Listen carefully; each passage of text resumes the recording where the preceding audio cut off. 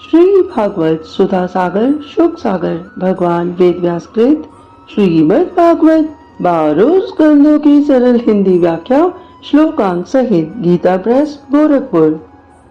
आइए आज हम सुनते हैं श्रीमद् भागवत पुराण के प्रथम स्कंद का 5वां अध्याय, भगवान के यश कीर्तन की महिमा और देव ऋषि नारद जी का पूर्व चरित्र। सूची कहते हैं, तदंतर सुख पूर्वक बैठे हुए वीणा पानी परम यशस्वी देव ऋषि नारद ने मुस्कुराकर अपने पास ही बैठे ब्रह्म ऋषि व्यास जी से कहा। अर्थात नारद जी ने व्यास जी से ये प्रश्न किया कि महाभाग व्यास जी, आपके शरीर एवं मन दोनों ही अपने कर्म एवं चिंतन से संतुष्ट है ना? अवश्य ही आपकी जिज्ञासा तो भली भांति परिपूर्ण हो गई है, क्योंकि आपने जो ये महाभारत की रचना की है ये बड़ी अद्भुत है।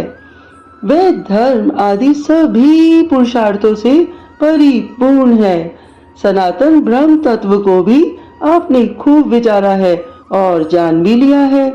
फिर भी हे प्रभु, आप अकृतार्थ पुरुष के समान अपने विषय में शोक क्यों कर रहे हैं? तो इस पर व्यास जी ने नारद जी से कहा कि नारद जी, आपने मेरे विषय में जो कुछ कहा वह सब ठीक ही है। वैसा होने पर भी मेरा हृदय संतुष्ट नहीं है। पता नहीं इसका क्या कारण है।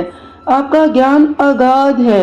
आप साक्षात ब्रह्मा जी के मानस पुत्र हैं नारद जी, इसलिए मैं आपसे ही इसका कारण पूछता हूँ।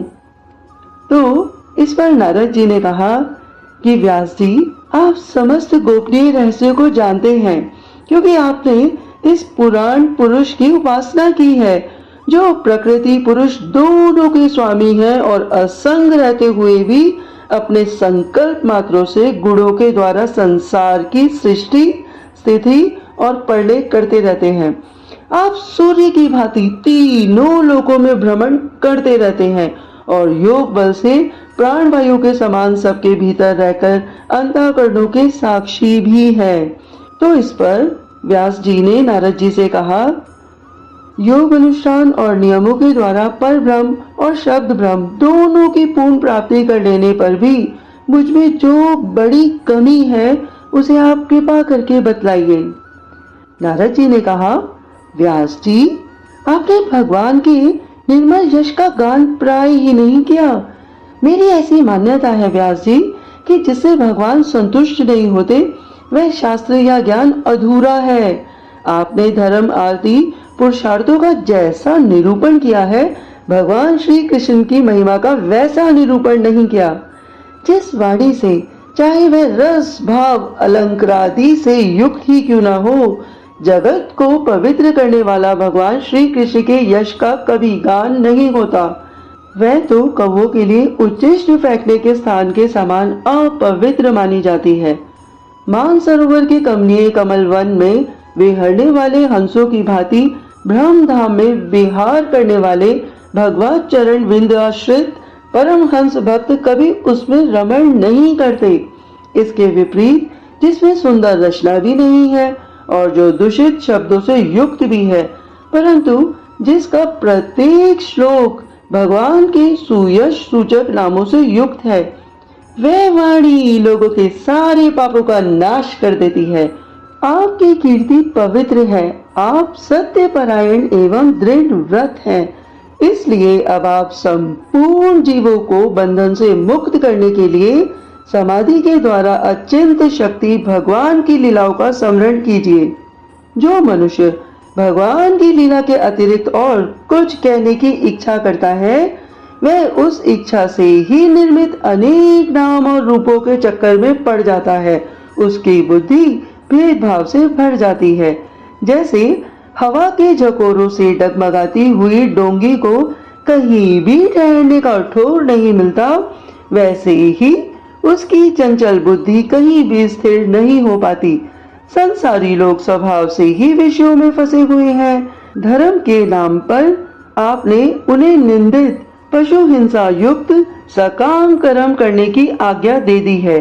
ये बहुत ही उल्टी बात हुई, क्योंकि मूर्ख लोग आपके वचनों से पूर्वोक्त निंदित कर्मों को ही धर्म मानकर यही मूर्ख धर्म है ऐसा निश्चय करके उसका निषेध करने वाले वचनों को ठीक नहीं मानते।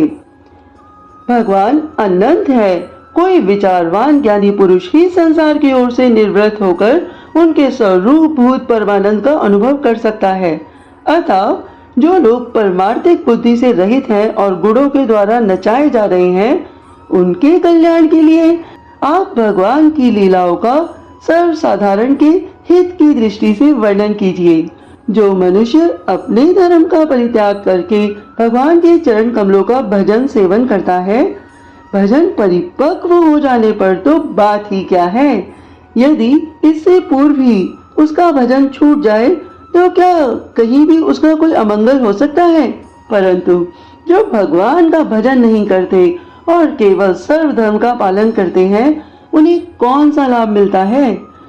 बुद्धिमान मनुष्य को चाहिए कि वह उसी वस्तु की प्राप्ति के लिए प्रयत्न करे जो तिनके से लेकर ब्रह्म प्रयत्न समस्त ऊंची नीची योनि में कर्म के फल स्वरूप आने जाने पर भी स्वयं प्राप्त नहीं होती।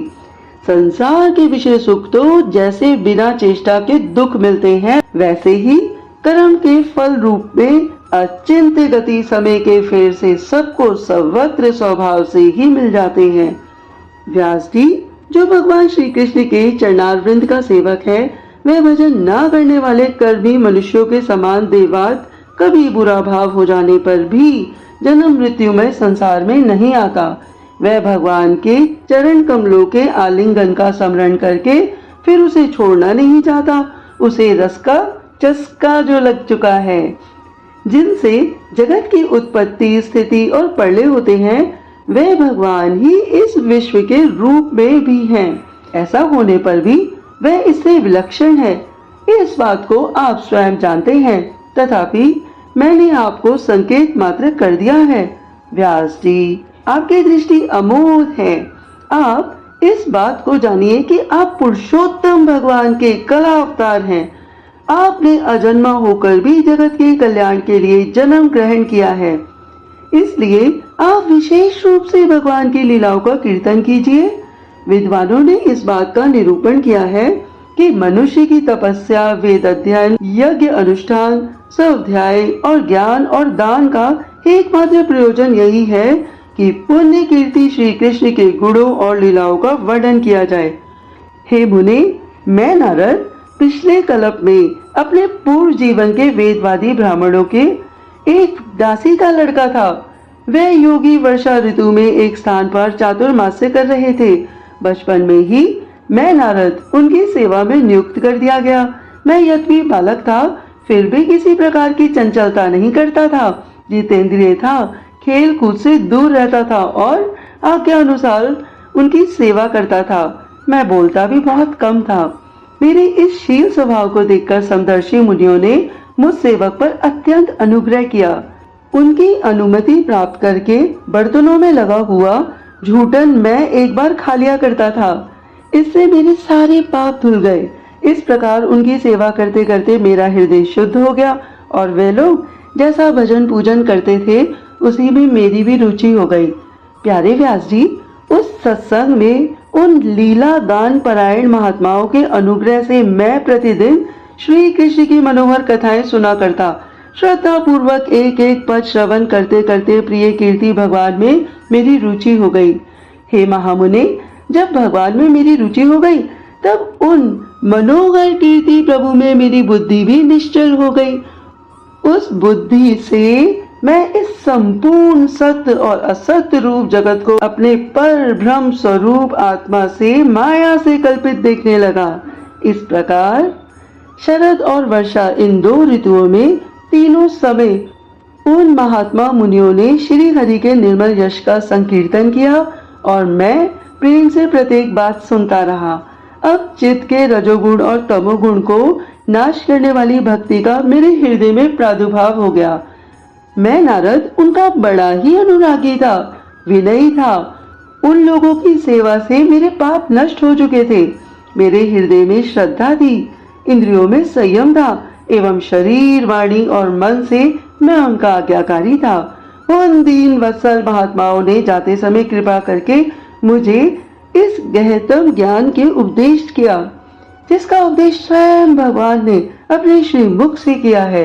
उस उपदेश से ही जगत के निर्माता भगवान श्री कृष्ण की माया के प्रभाव को मैं जान सका, जिसके जान लेने पर भी उनके परम पद की प्राप्ति हो जाती है। सत्य संकल्प व्यास जी पुरुषोत्तम भगवान श्री कृष्ण के प्रति समस्त कर्मों को समर्पित कर देना ही संसार के तीनों तापों की एकमात्र औषधि है। ये बात मैंने आपको बतला दी। प्राणियों को जिस पदार्थ के सेवन से जो रोग हो जाता है, वही पदार्थ चिकित्सा विधि के अनुसार प्रयोग करने पर क्या उस रोग को दूर नहीं करता?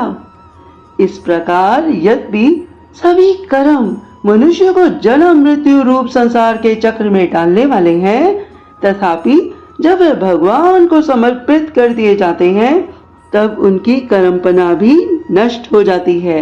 इस लोक में जो शास्त्र विहित कर्म भगवान की प्रसन्नता के लिए किए जाते हैं, उन्हीं से परम भक्ति युक्त ज्ञान की प्राप्ति होती है। उस भगवत अर्थ कर्म के मार्ग में भगवान की आज्ञा अनुसार आचरण करते हुए लोग बार बार भगवान श्री कृष्ण के गुण और नामों का कीर्तन तथा स्मरण करते हैं। हे प्रभु, आप भगवान श्री वासुदेव को नमस्कार है। हम आपका ध्यान करते हैं। प्रद्युम्न, अनिरुद्ध और संकर्षणों को भी नमस्कार है। इस प्रकार जो पुरुष चतुर्व्यूह रूपी भगवान मूर्तियों के नाम द्वारा प्राकृत मूर्ति रहित अप्राकृत मंत्र मूर्ति भगवान यज्ञ पुरुष का पूजन करता है, उसी का ज्ञान पूर्ण तथा यथार्थ है। ब्राह्मण, जब मैंने भगवान की आज्ञा का इस प्रकार पालन किया, तब इस बात को जानकर भगवान श्री कृष्ण ने मुझे आत्मज्ञान, ऐश्वर्य और अपनी भाव रूपा प्रेमा भक्ति का दान दिया। हे व्यास जी, आपका ज्ञान पूर्ण है। आप भगवान की ही कीर्ति का, उनकी प्रेममय लीला का वर्णन कीजिए। उसी से बड़े बड़े ज्ञानियों की जिज्ञासा पूर्ण होती है। जो लोग दुखों के द्वारा बार बार रौंदे जा रहे हैं, उनके दुख की शांति इसी से हो सकती है और कोई उपाय नहीं है। अभी तक आपने सुना श्रीमद् भागवत के प्रथम स्कंद का पहला, दूसरा, तीसरा, चौथा और पांचवा अध्याय, और हम इसके आगे सुनेंगे छठा अध्याय, नारद जी के पूर्व चरित्र का शेष भाग। आप सभी लोगों ने श्रीमद् भागवत को बड़े ही प्रेम पूर्वक सुना। आपके अंदर बैठी आत्मा, आपकी ऊर्जा शक्ति को मेरा बारंबार प्रणाम है। भगवान श्री हरि आप सभी का कल्याण करें।